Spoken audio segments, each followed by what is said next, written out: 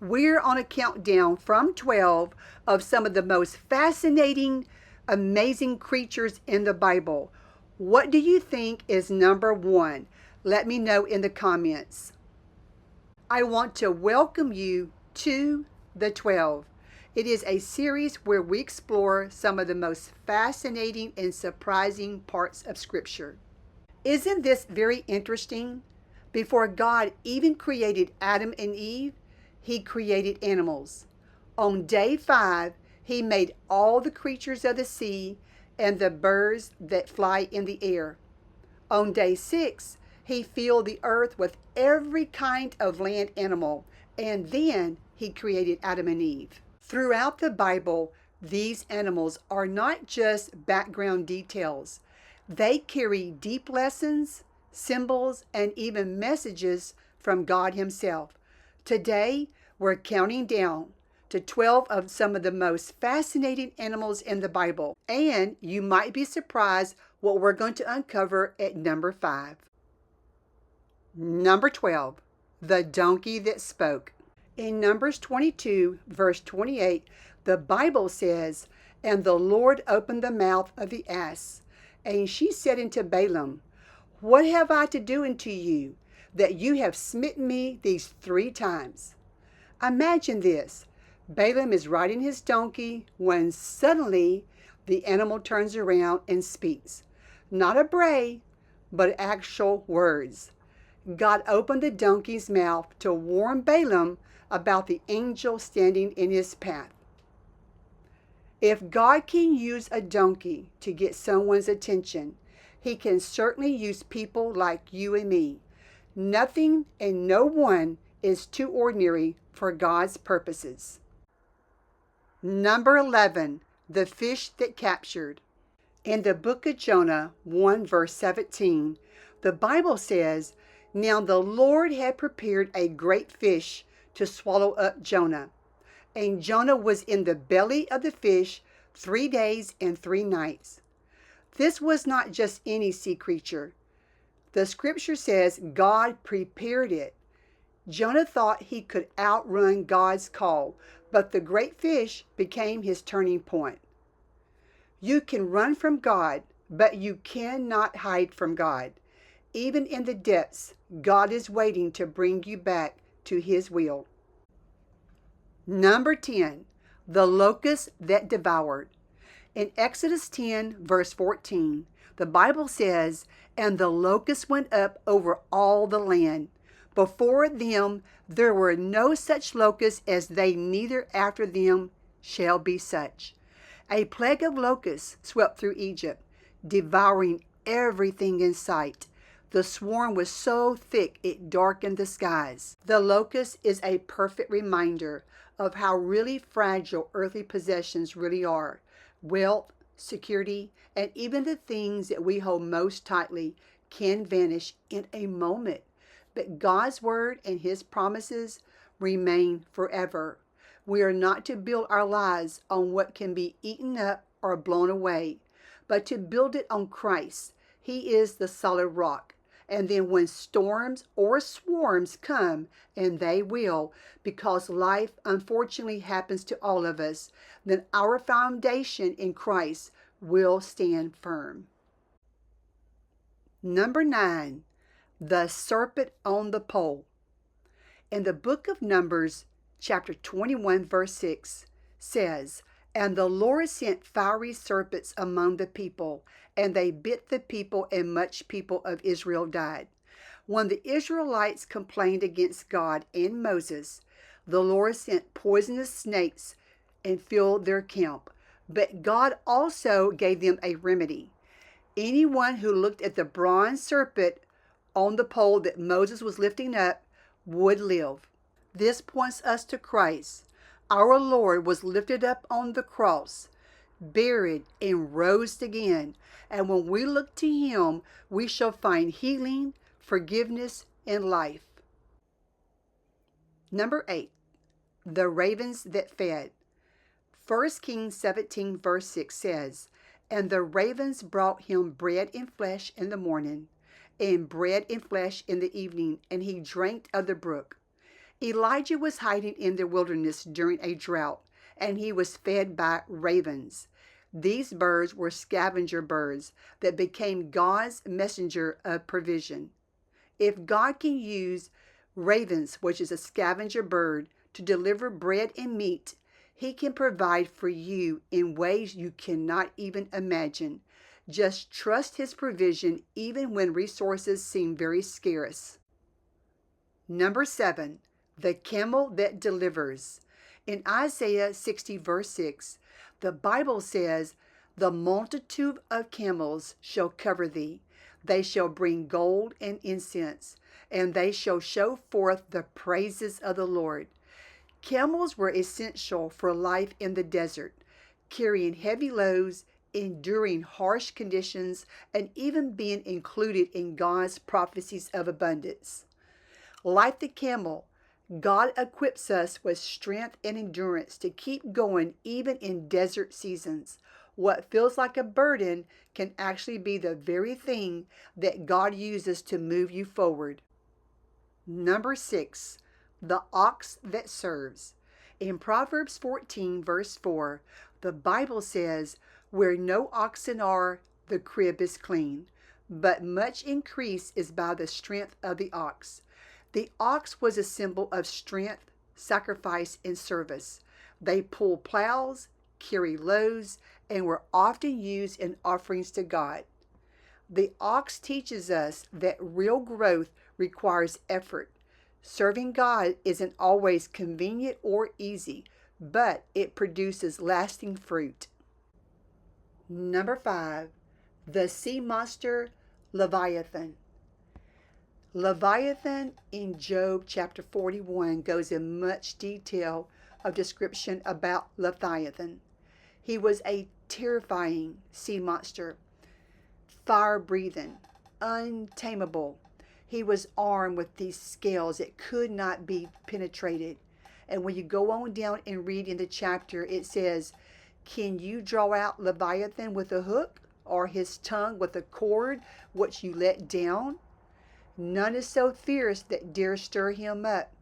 Who can open the doors of his face? His teeth are terrible round about, and out of his mouth goes burning lamps, and sparks of fire leap out, and out of his nostrils goes forth smoke as out of a seething pot or a cauldron.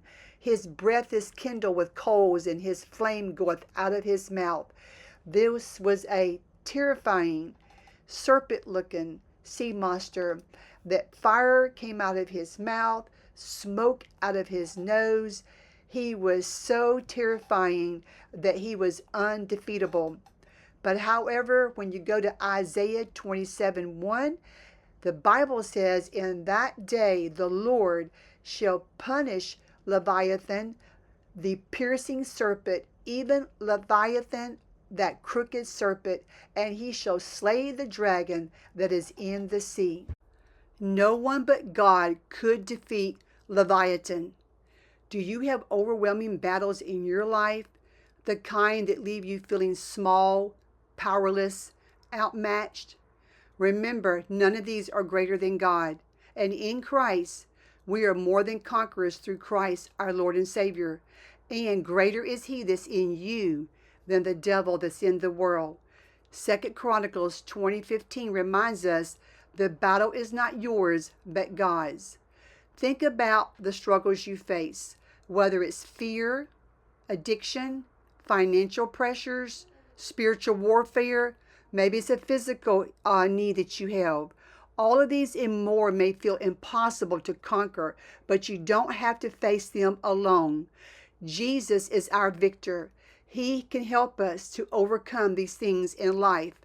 He gives us victory through Christ, our Lord and Savior. Number 4, the powerful behemoth.